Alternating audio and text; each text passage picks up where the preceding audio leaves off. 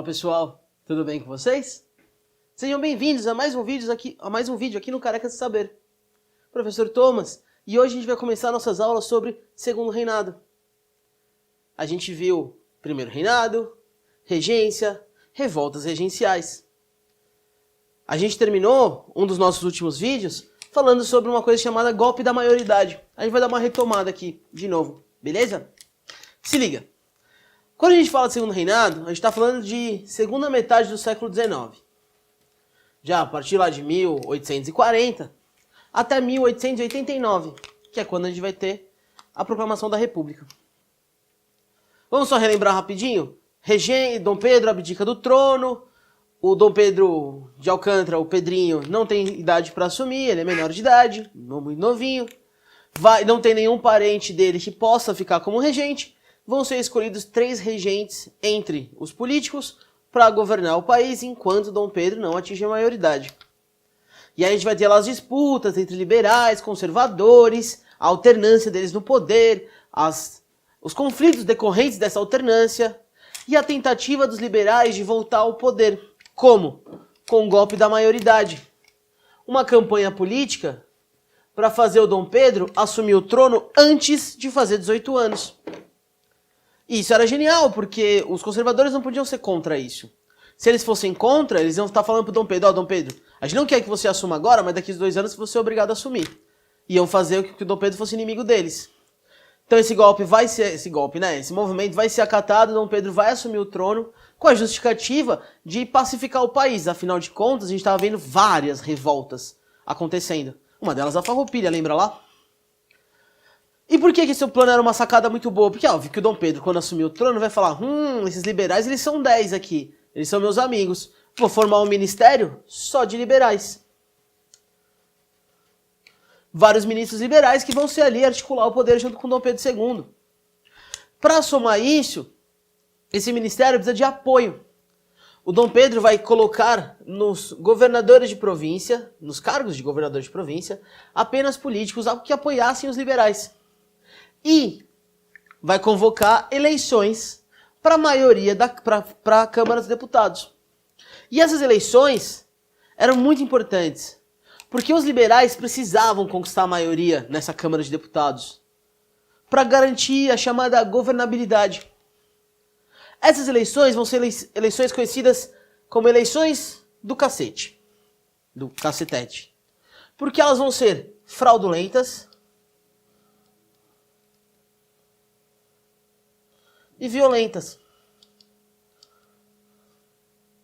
Agressões, ameaças, tudo para garantir que esses liberais subissem ao poder. Curiosidade, a gente viu num outro vídeo esse processo de partidos políticos durante a regência. E eu falei para vocês, no Segundo Reinado a gente vai ter 2 agrupamentos, 2 partidos políticos, os conservadores e os liberais. Vamos dar uma olhadinha no que defendia cada um deles? Os conservadores defendiam um poder central forte, ou seja, um imperador, um rei, um monarca com muito poder. Já os liberais defendiam a autonomia das províncias, ou seja, que as províncias fossem quase independentes e estivessem reunidas sobre um governo coletivo, onde todo mundo tivesse poder de voz. Ambos eram grandes proprietários, ambos eram antidemocráticos, ambos eram antipopulares, ambos eram escravistas. Só que os conservadores eram os saquaremas e os luzias, e os liberais, os luzias. Isso é muito interessante de pensar, porque na prática, eles eram muito mais parecidos do que diferentes. A única coisa que diferenciava eles era como eles iam ter acesso ao poder. De resto, eles eram iguaizinhos. E eram iguaizinhos jogando a população, não só a população mais pobre, ex-escravos, escravos, mas também a população classe média. Se você não fosse muito rico, você não entrava aqui no grupinho, na panelinha. Você era excluído. Que nem aquele filme lá, Meninas Malvadas, sabe? Você não pode sentar com a gente? Tipo isso aqui. Tanto é que vai ter uma frase muito famosa: não há nada mais conservador que um liberal no poder, não há nada mais liberal do que um conservador na oposição. Porque na prática os caras eram muito parecidos. Né? Tudo doido isso. E aí esse Ministério Liberal, ele tem um principal objetivo: pacificar o país, barrar as revoltas regenciais. Mas eles não vão conseguir fazer isso. Eles vão oferecer anistia, chegar, ó, galera, tá aqui, ó, vamos parar, a gente anistia vocês estão perdoados, é nóis, principalmente a Farroupilha, e não vão conseguir barrar essas revoltas. O Dom Pedro vai olhar para eles e falar: vocês são uns incompetentes. Vai demitir esse Ministério Liberal. Em 1841 vai formar um Ministério Conservador. E aí vai promover uma série de mudanças que limitam o acesso à política, que dificultam movimentos contestatórios dentro do reinado brasileiro. Vamos dar uma olhada como é que foi isso? Vem comigo. O Ministério Conservador, o que ele vai fazer? Primeiro, ele vai criar penalidades mais duras para quem estiver numa revolta. Não é à toa que vai ser esse Ministério Conservador que vai conseguir pacificar a Farroupilha. Vai prometer anistia à elite, né, rio-grandense que participava da Farroupilha. Vai falar que eles vão entrar nos mesmos postos que ele tinha no exército revolucionário ou revoltoso. Vão entrar nos mesmos postos que ele tinha, ou menos o posto mais alto, né, que é o de general. Vai criar o Conselho, recriar, né, o Conselho de Estado, que é um órgão consultivo do imperador. Eles vão aprovar que a renda para votar vai dobrar. Agora, para votar, você tem que ter o dobro de dinheiro que você tinha. Se você viu nos vídeos anteriores, já era muita coisa que precisava. Vão reorganizar a Guarda Nacional, tirando o poder dela. E por que isso aqui é importante? Lembra que eu falei que os conservadores querem um poder central mais forte?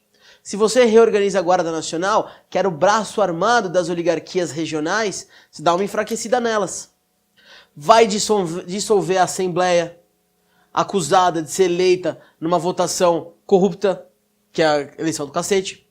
Vai promover novas eleições, onde os conservadores vão ser os grandes vitoriosos, numa eleição fraudulenta e violenta, assim como foram as eleições do cacete. O importante é tirar os inimigos do poder, né? Em resposta a tudo isso, em 1842, vão estourar em Minas Gerais e São Paulo as chamadas rebeliões liberais, que vão ser duramente reprimidas, principalmente por conta dessa lei contra as revoltas. Esse Ministério Conservador vai ficar no poder até 1844, onde eles vão ser trocados por um Ministério Liberal. E por que eles vão fazer isso? Porque Dom Pedro quer. Primeiro, Dom Pedro tem um negócio chamado poder moderador. Vocês lembram disso?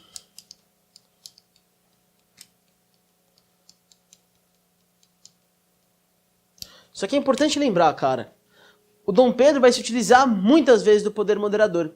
O que ele vai fazer? Ele vai ficar alternando no poder conservadores e liberais para conseguir o apoio de todo mundo. Para ficar bem politicamente com todo mundo. Diferente do pai, o Dom Pedro sabia jogar o jogo político. O próximo ministério, o Ministério Liberal, vai de 44 a 48 e é um ministério cujo desempenho é muito fraco. Não fez grandes coisas, não arrumou grandes problemas. As coisas mais importantes que a gente vê nesse Ministério Liberal são, em 1847, a criação do cargo de presidente do Conselho de Ministros. Só que é importante, porque esse presidente do Conselho de Ministros vai, num futuro próximo, se tornar o primeiro ministro do Brasil. O Brasil, daqui a pouquinho, vai aderir ao modelo parlamentar, por escolha do Dom Pedro. Uma monarquia parlamentar. Claro. Não vou falar agora. Vai ficar curioso até o momento certo do vídeo. Em 1848, vai eclodir em Pernambuco uma revolução chamada Revolução Praieira. Praieira por causa de uma rua chamada Rua da Praia, tá? Não é porque os caras eram ser humaninho de praia. Enfim, Pernambuco, 1848 até 1850. Essa revolta vai acontecer por uma série de problemas. Injustiça social, Empobrecimento da população. Vamos lembrar que Pernambuco já foi a região mais rica do Brasil enquanto colônia. Queda do valor do açúcar, mais empobrecimento quando a capital sai do Nordeste e vai para o Sudeste. Uma região abandonada. E eles também criticam, né, eles também estão descontentes com o poder das famílias oligárquicas que tem lá. Principalmente de uma família em específico chamada Cavalcante. Vou falar um pouquinho mais sobre eles logo menos. Pernambuco também é uma cidade muito curiosa. Dentro da história do Brasil, é uma cidade, perdão, é um estado, né? Uma província. Dentro de tudo que a gente viu de história do Brasil, a gente vê uma tradição de movimentos republicanos e revolucionários em Pernambuco. Pernambuco sempre foi uma província que deu muita treta. O que é positivo, né? Enfim, esses revoltosos, eles estavam muito descontentes com uma série de problemas. Principalmente porque eles estavam se formando uma oligarquia dissidente. Esse termo, na verdade, é usado depois, mas uma elite dissidente. Junto com a família Cavalcante, governava Pernambuco a família Rego Barros. E os Rego Barros alternavam esse poder com os Cavalcante, né? Ora eles eram eleitos e aí davam cargos para os Cavalcante, ora os Cavalcantes eram eleitos, davam cargos para o Rego Barros. O problema é que numa última eleição, os Cavalcantes ganharam e não deram cargo nenhum para os Rego Barros. E os caras ficaram putos. E começaram a acusar os Cavalcantes de uma porrada de esquemas de corrupção, de injustiça social e tudo mais. Eles vão fazer uma revolução, vão tirar os Cavalcantes do poder, vão assumir o poder. E vão fazer as mesmas coisas que os Cavalcantes faziam. Um governo tão corrupto quanto. E aí, vai entrar nesse negócio, e aí eles vão fazer vários problemas, né? Vão trocar toda a administração pública, e aí vai fazer um caos, porque trocou todos os cargos, tirou todos os Cavalcantes, aí o cara já estava lá trabalhando há muito tempo, sabia como é que funcionava, aí não sabia mais. Confusão. E aí, o que vai acontecer? O presidente da província, que vai ser eleito, ele vai afastar os Rego Barros do poder. Os praieiros, né? Revolução Praieira. E aí essa Revolução Praieira, esses revoltosos, vão se aliar com os liberais mais radicais. E aí vão falar de movimento republicano, vão falar de movimento separatista, vão falar de tirar os Cavalcantes do poder. Afinal de contas, eles dominavam a maior parte de Pernambuco, para não dizer tudo. E aí eles vão falar de fim do voto censitário, reformas econômicas, o negócio está estourando, invadiram Olinda. Invadem Olinda, vão ser expulsos pelas tropas da província, mais tropas do governo federal. Federal não, né? Do governo central. E vão para o interior. No interior, quando eles fogem para o interior, vai ter uma radicalização do movimento. Vai ter entrada de índios, de caboclos, vai ter, né, umas propostas ainda mais duras. Mais duras não, né? Mas mais revolucionárias, mais transformadoras. E aí, essas elites que faziam parte do início da Revolução Praieira vão abandonar a Revolução. Vão falar, ó, não tem mais nada a ver com isso, eu tô saindo fora. E vão se aliar com as elites que combatiam a Revolução Praieira. Aí você vai olhar pra mim e falar, mas professor, não faz sentido. Faz sentido. Porque se tem uma coisa que a elite não quer, são mudanças radicais na estrutura. Ela não quer perder privilégio, ela quer garantir mais privilégio. A Revolução Praieira se configurou agora de tal forma, nesse segundo momento, que ela tiraria privilégio das elites. Que eles abandonam e passam a lutar contra a Revolução Praieira. Enfraquecida, sem o apoio das elites para financiar a Revolução, ela vai ser duramente reprimida. E aí o Dom Pedro vai se dar conta de um negócio. Não vai dar, mano. Não vai dar pra ficar assim. Essas tretas liberais e conservadores, elas estão dificultando muito uma pacificação, uma organização do Estado. Qualquer revolta a gente vai reprimir com muita força, tanto é que a Revolução Praieira foi a última revolta desse período. E agora a gente precisa pacificar essas elites. Esse processo de pacificação vai ser muito importante no governo do Dom Pedro. E é por isso que vai ser criado, a gente vai ver o parlamentarismo. Sobre a família Cavalcante, é muito interessante. O primeiro Cavalcante, ele vem para o Brasil com a colonização. O cara ganhou uma capitania hereditária. Em Pernambuco. E ficou. E de uma família de italianos. O cara estava em Portugal na época, que o rei de Portugal está distribuindo as terras, vai receber uma carta de recomendação do governo Médici, lá da Itália, da família Médici, vai ganhar uma terra, vai vir para cá, vai produzir açúcar, vai enriquecer muito. Pra você ter noção, a família Cavalcante fazia parte do ministério do Dom Pedro, agora no século XIX. Essa família estava no poder há anos e anos e anos e anos e anos em Pernambuco. Você vai ter documentos dos holandeses que vai falar dos moinhos, dos engenhos dos Cavalcante. Tinha até uma trovinha, né? Na época, em Pernambuco. Se és pernambucano, has de estar desenganado. Ou se é um cavalcante, ou se é um cavalgado. Essas elites regionais, né, elas vão ser muito importantes. Quer dizer, elas já existem há muito tempo, mas a gente vai dar um destaque maior para falar mais desse controle quando a gente falar de Brasil republicano, beleza? Vamos ver o finalzinho disso aqui? Para terminar esse projeto de pacificação, o Dom Pedro vai colocar no Brasil um sistema parlamentarista. Em teoria, copiado do modelo do parlamentarismo inglês. Lembrando que essa pacificação, né, pacificação com a camada popular se dá por meio da repressão. Então é a vitória da ordem em cima da contestação. E vale muito a pena vocês pensar um pouquinho, você que está vendo esse vídeo, pensar um pouquinho sobre essa noção de ordem, de organização e contestação. A contestação, ela é importante, porque ela vai colocar em xeque a própria situação política atual, mas que vai ser muitas vezes vista como anarquia, como baderna. Então muitas vezes uma suposta ordem suprime uma contestação.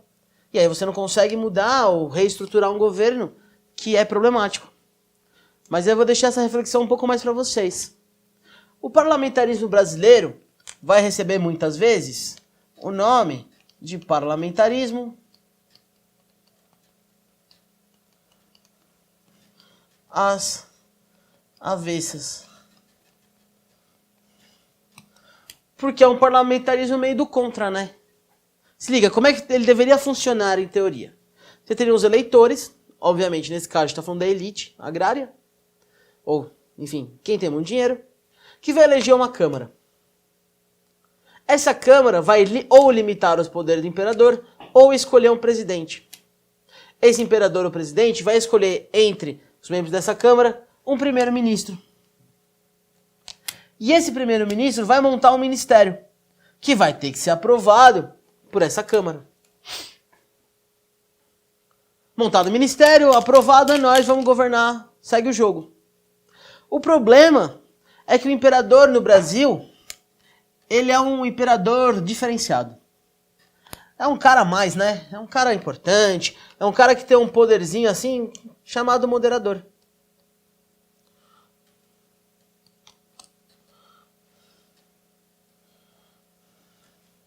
E se você lembra, o poder moderador ele é responsável pela intervenção do imperador nos outros poderes, legislativo, judiciário e executivo. Então o poder moderador ele pode dissolver a Câmara dos Deputados e convocar novas eleições. Ele pode demitir os ministros e o primeiro-ministro e convocar a escolha de um novo ministro. Ele pode intervir em todos os elementos disso aqui. Então por que ele faz isso? Para livrar o Dom Pedro das brigas políticas. Primeiro, ele mantém a imagem de um imperador alheio. Alheio não, né? Alheio é como se ele não soubesse o que estivesse acontecendo. Mas separado, à parte das intrigas políticas.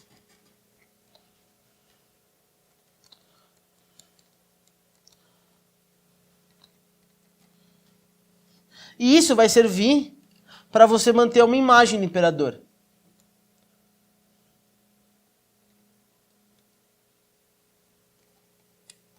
Segundo, lembra que eu falei que as elites vão estar numa treta muito grande? Se ele faz isso, ele consegue colocar as elites para brigar no campo político.